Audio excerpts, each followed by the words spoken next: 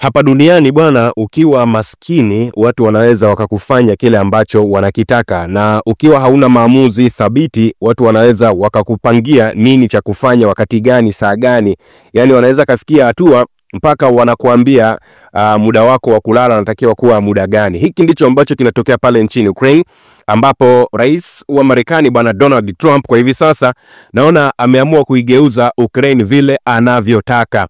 Na hii ni baada ya kauli ambazo amezitoa tarehe 19 ya mwezi wa 3 mwaka 2020 baada ya kufanya mazungumzo kwa njia ya simu na rais wa Ukraine bwana Volodymyr Zelensky. Mazungumzo hayo ambayo yanafuatiwa mazungumzo ya tarehe 18 mwezi wa 3 2025 ambapo alizungumza na rais wa Urusi bwana Vladimir Putin.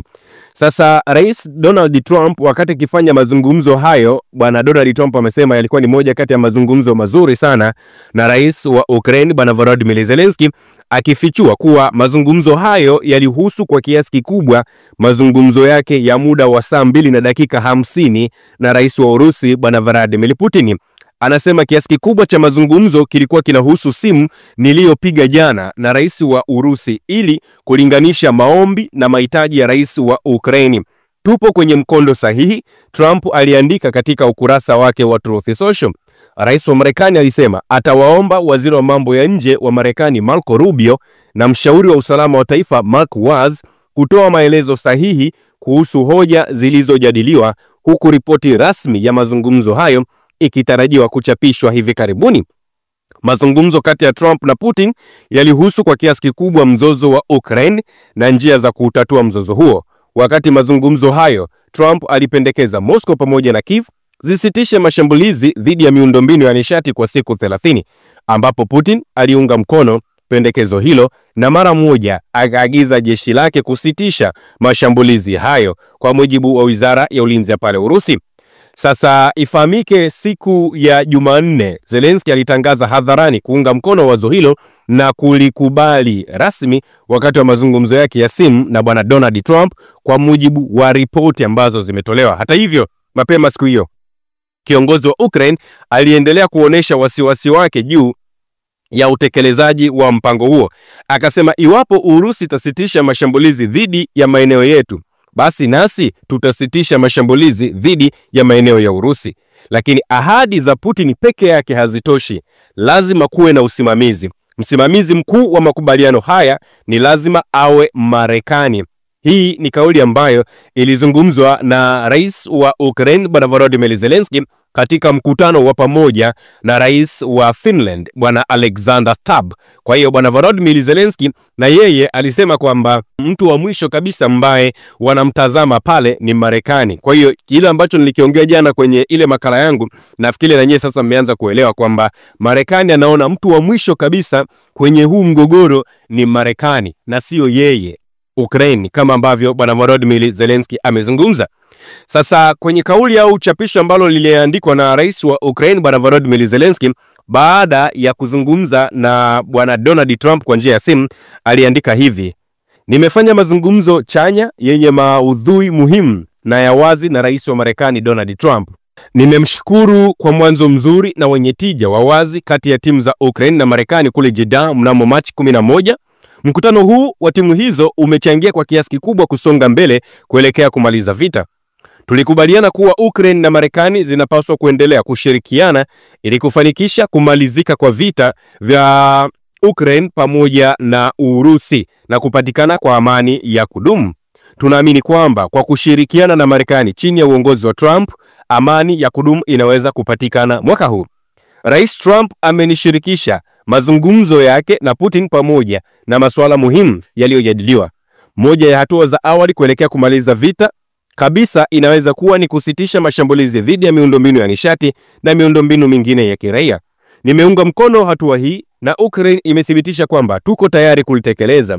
Timu zetu zimejadili hatua hii huko Jeddah. Aidha, upande wa Marekani ulipendekeza usitishaji wa mapigano usio na masharti katika mstari wa mbele na Ukraine ilikubali pendekezo hilo pia. Tutaendelea kufanya kazi ili kuhakikisha hili linatimia. Tunaamini kuwa hatua hizi ni muhimu katika kuunda mazingira yatakayowezesha kuandaliwa kwa makubaliano kamili ya amani wakati wa usitishaji wa mapigano. Pia nimetoa taarifa juu ya hali ya vita na athari za mashambulizi ya Urusi. Tumejadiliana hali katika mkoa wa Kursk, tukagusia swala la kuachiwa kwa mateka wa kivita na urejeshaji wa watoto wa Ukraine waliotekwa na vikosi vya Urusi.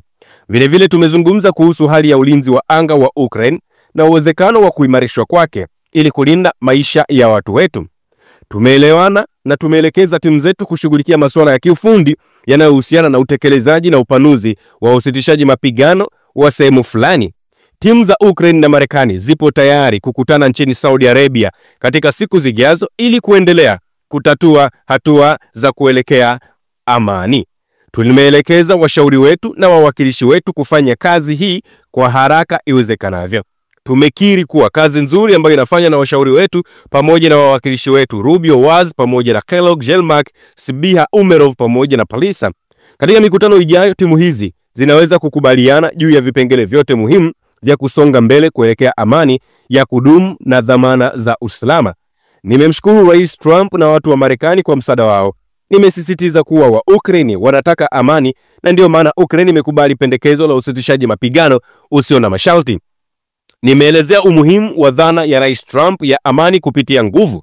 Tumekubaliana kudumisha mawasiliano ya mara kwa mara, ikiwa ni pamoja na mawasiliano ya ngazi ya juu kabisa kupitia timu zetu. Sasa hii kauli ya Rais wa Ukraine Bwana Volodymyr Zelensky ni kauli ambayo kuna vipengele vingine ambavyo hajaviweka, ambavyo vipengele hivyo ndivyo ambavyo vinanifanya mimi nizungumze nikasema, hapa duniani usipomiliki akili yako wewe mwenyewe, usipo install program ya akili yako wewe mwenyewe ikafanya kazi, ukaiupdate, basi watu wanaweza wakakuamria hata muda gani wa kulala. Kwa nini?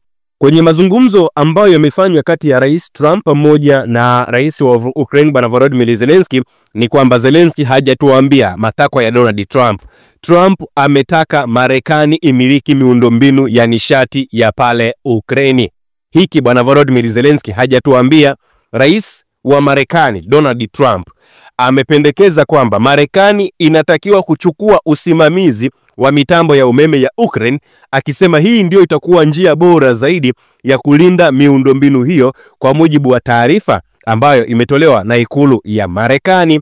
Wazo hilo limetolewa na Trump wakati wa mazungumzo ya simu na rais wa Ukraine Bwana Volodymyr Zelensky, ambapo Trump alisema mazungumzo hayo yalikuwa ni mazuri sana.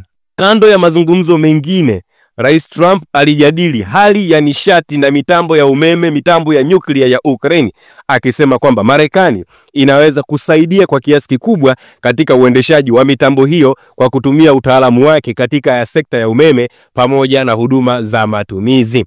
Umiliki wa Marekani wa mitambo hiyo ungekuwa ulinzi bora zaidi kwa miundombinu hiyo na msaada muhimu katika sekta ya nishati ya Ukraine, ilisema sehemu ya taarifa kutoka kwa waziri wa mambo ya nje wa Marekani Marco Rubio pamoja na mshauri wa usalama wa taifa Mike Waltz muda mfupi baada ya mazungumzo hayo.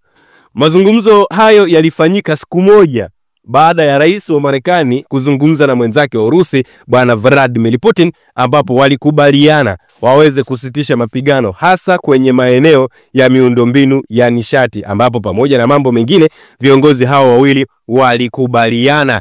Sasa rais wa Marekani Bwana Volodymyr Zelensky, sasa rais wa Marekani Bwana Donald Trump amesema anataka Marekani imiliki miundombinu ya umeme, miundombinu ya nishati pamoja na maeneo ambayo wanamiliki nyuklia pale nchini Ukraine. Jambo ambalo rais wa Ukraine Bwana Volodymyr Zelensky hajataka kutuambia. Yani hajataka kutuambia hata kidogo. Sasa wakati wamekubali kusitisha hayo mapigano, usiku wa kuamkia leo Kiev imefanya mashambulizi kwenye kituo cha kusukuma mafuta kusini mwa Urusi kwa kutumia droni 3 ambazo zimeshambulia Urusi. Shambulio hili limesababisha moto mkubwa katika eneo hilo kwa mujibu wa taarifa zilizotolewa na jeshi la Urusi. Wizara ya Ulinzi ya Urusi imesema kuwa shambulio hilo ni uchokozi mwingine uliopangwa makusudi na utawala wa Kiev ili kuvunja juhudi za amani ambazo zimetolewa na rais wa Marekani.